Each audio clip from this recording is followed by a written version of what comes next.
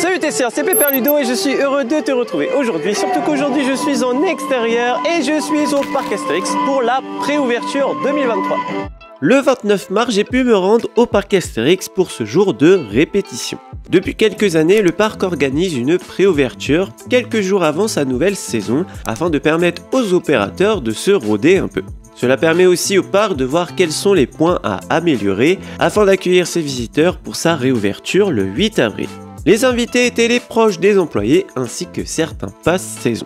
Pour cette journée, le parc organise à chaque fois la brocante d'Ash Canonix et propose de vendre d'anciens objets du parc ainsi que des pièces d'attraction. Nous avons pu y accéder dès 10h30 au lieu de 11h. Autant te dire qu'il fallait être dans les premiers pour pouvoir s'offrir quelques pièces rares comme par exemple une roue de tonnerre de Zeus. Personnellement j'ai pris des jetons et je t'en ferai gagner quelques-uns durant mes live Twitch. Lors de cette journée, c'est aussi l'occasion de croiser beaucoup de passionnés du parc. En attendant l'ouverture du parc à midi, nous avons pas mal discuté. D'ailleurs, nous avons pu rentrer un petit peu avant midi, je crois qu'il était 11h30 ou 11h40. Sans surprise, je me suis dirigé vers la nouvelle zone, le festival de Toutatis, et comme tu peux le voir, nous étions pas les seuls. Ça fait trop plaisir de pouvoir marcher de nouveau dans le parc après 3 mois d'hivernage. On a pu voir un petit peu à droite à gauche les petits coups de propre dans le parc, notamment une nouvelle sandwicherie aux airs très gaulois qui remplace le pirate échoué. Rendez-vous le 8 avril je pense pour pouvoir le voir terminé. Nous voilà arrivés dans la zone le festival de Toutatis. Dès l'entrée, on peut voir qu'il y a plein d'humour gaulois. On a pu voir que l'emplacement de l'entrée de la trace du Hura a changé et se fait par cette nouvelle zone. La zone est magnifique, c'est exactement à quoi je m'attendais. C'est très immersif et on oublie vite le reste du parc. Comme beaucoup de personnes étaient déjà parties faire Toutatis, la plus grosse attraction de la zone, j'ai voulu profiter d'abord de la zone et l'explorer. Après tout, c'est surtout l'immersion qui me plaît quand je vais dans un parc.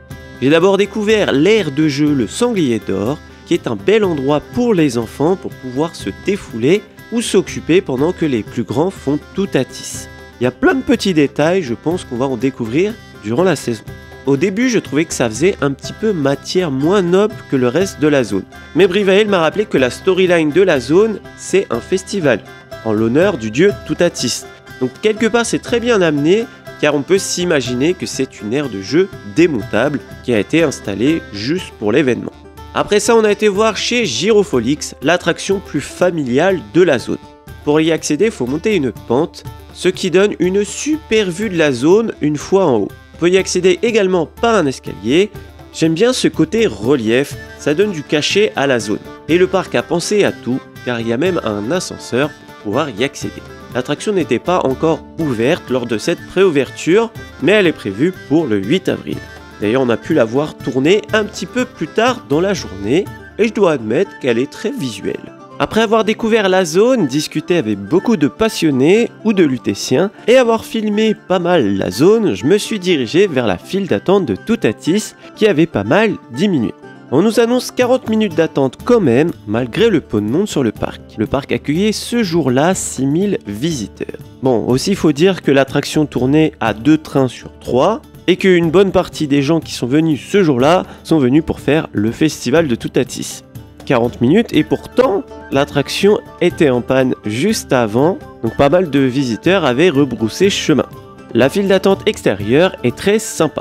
Elle est plutôt boisée et il y a quelques décorations avec toujours de l'humour gaulois. En plus de ça, l'attraction est assez orientée vers la file d'attente, ce qui permet de s'occuper en la regardant. Après une grosse demi-heure d'attente, on arrive dans la partie intérieure de la file et c'est vraiment très beau.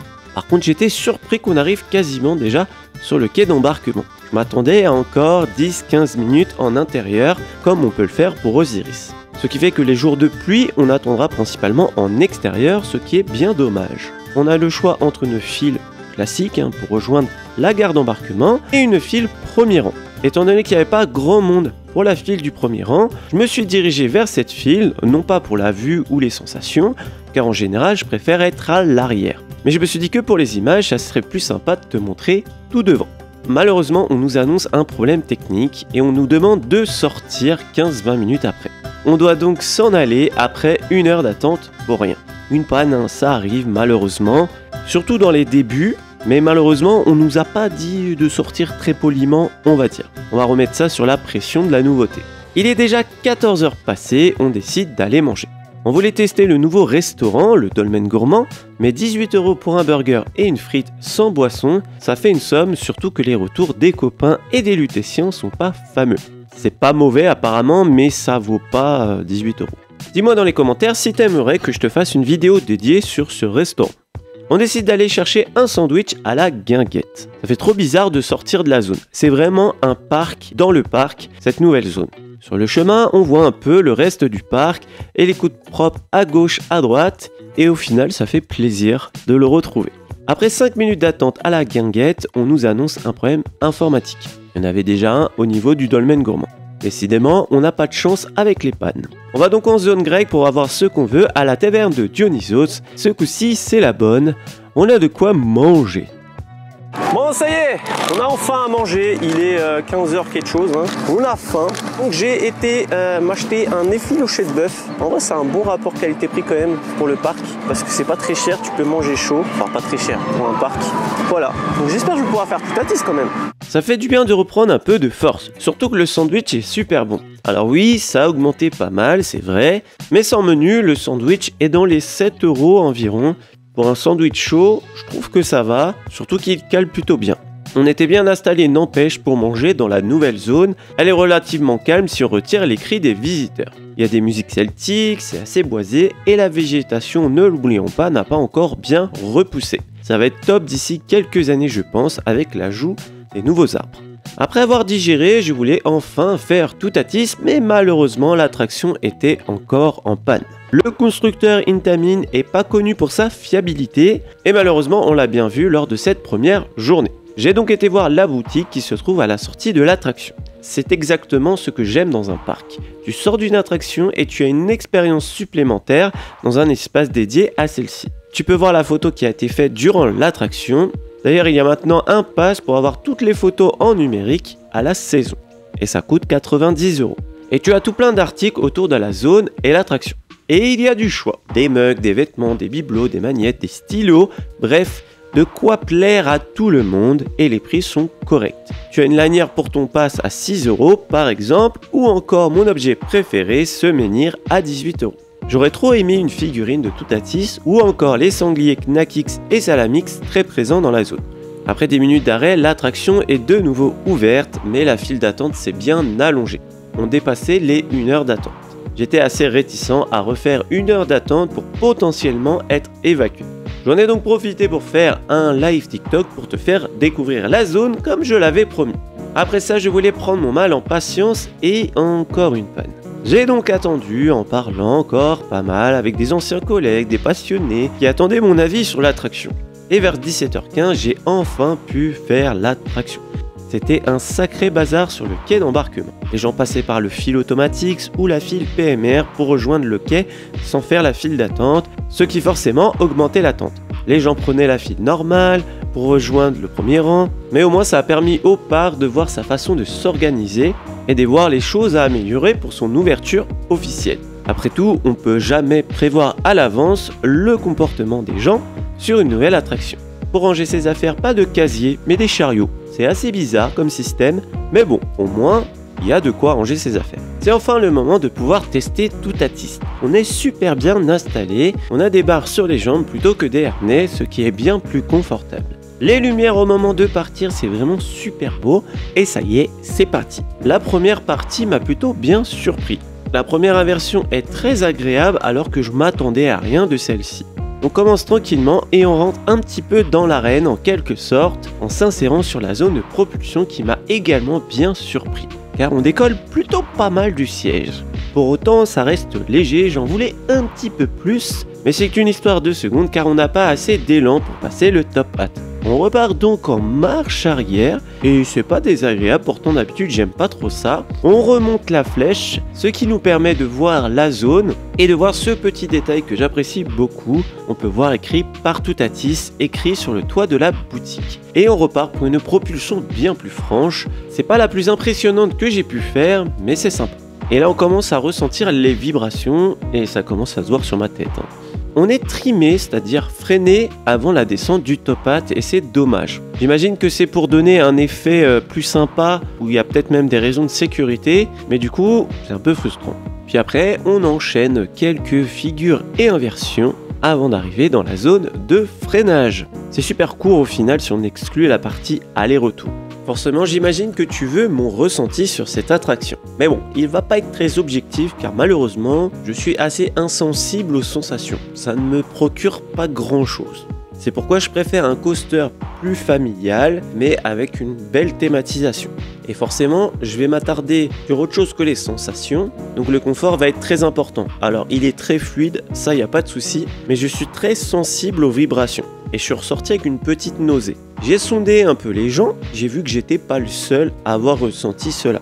On entend même bien le bruit des vibrations de la coque du train. Du coup, je suis plutôt mitigé sur l'attraction, car ces légères secousses ont entaché mon expérience. Je valide l'attraction jusqu'à la première partie, on va dire, mais après, j'ai pas trop apprécié. Et au final, les parties où je m'attendais à rien, j'ai plutôt aimé, donc la première partie, même les deux petites bosses avant la fin, ça a l'air léger et au final elles sont vraiment très sympas. Et les parties où je me suis dit ça va être cool à cet endroit là, j'ai pas trop aimé. Par exemple on a un Gérosé Stall, et quand je suis ressorti de l'attraction, je me suis dit en fait il était où? Tellement il est passé vite. Faut aussi dire que j'étais fatigué de ma journée à attendre toute la journée dans la zone afin d'espérer de pouvoir le faire. Ça doit jouer, j'imagine, sur mon ressenti. C'est pour ça que je me dis qu'il faudrait que je le refasse dans de meilleures conditions pour que je me fasse un meilleur avis. Mais en tout cas, pour un coaster fan, c'est une super attraction. Même pour un visiteur qui fait un parc une fois de temps en temps, pour lui, c'est une attraction exceptionnelle. Ça reste quand même une attraction assez intense. C'est une chance d'avoir ça en France quand même. Mais bon, je ne pense pas qu'il fasse partie du top 5 européen. Peut-être trop de hype, encore une fois. Je préfère faire largement Taron à Phantasialand ou encore Ride to Happiness à Plopsaland. Même Blue Fire à Europa Park me correspond plus car le confort est au top et les sensations sont très intéressantes. Je dirais que c'est un mix entre le bon de Taron et le mauvais de Conda à Walibi, comme l'a très bien suggéré Brivet. En tout cas, pour ce qui concerne la zone, je la valide à 100%. J'ai hâte de la découvrir finie le 8 avril et je te ferai une vidéo de présentation plus poussée. Après ça, nous avons dû quitter la zone car il était l'heure de quitter le parc qui fermait ce jour-là à 17h30. On en a profité pour voir un petit peu mieux la sandwicherie proche du Grand Splash. Ça va être très agréable de manger là-bas au bord de l'eau et le parc a installé une splash zone, c'est vraiment très chouette. J'ai hâte de retourner au parc pour pouvoir faire un tour complet du parc que je n'ai pas pu faire et de voir un peu les nouvelles installations. Ça devrait être une très belle saison si le parc corrige les problèmes techniques de cette journée et revoit un peu le manque d'organisation par endroit. Je rappelle comme souvent qu'il s'agit que de mon avis par rapport à l'expérience que j'ai vécue. D'autres personnes n'ont eu aucune panne et n'ont pas vu les choses de la même façon que moi. Un avis est donc subjectif, il est intéressant à entendre pour se donner une idée, mais il est important de se faire le sien. En tout cas, malgré tous ces soucis, j'ai passé une super journée, on a eu du beau temps. Être dans un parc, c'est aussi pour se changer les idées, déconnecter et profiter des gens avec qui on vient. J'ai revu tout plein de copains fans de parc et ça fait plaisir. J'ai aussi fait plein de rencontres et au final, l'humain c'est le plus important dans la vie. Voilà, cette vidéo se termine, j'espère qu'elle t'aura plu. Dis-moi dans les commentaires ce que t'en as pensé et si tu as déjà eu la chance de tester Toutatis. Si tu as aimé la vidéo, n'oublie pas de la liker, ça fait toujours plaisir et ça fait vivre la chaîne. Si tu découvres la chaîne grâce à cette vidéo, n'oublie pas de t'abonner juste en dessous, il y a un petit bouton. Ici on parle des parcs d'attractions et tout ce qui est lié au divertissement toutes les semaines. Sur ce, il ne me reste plus qu'à te faire des bisous et bim!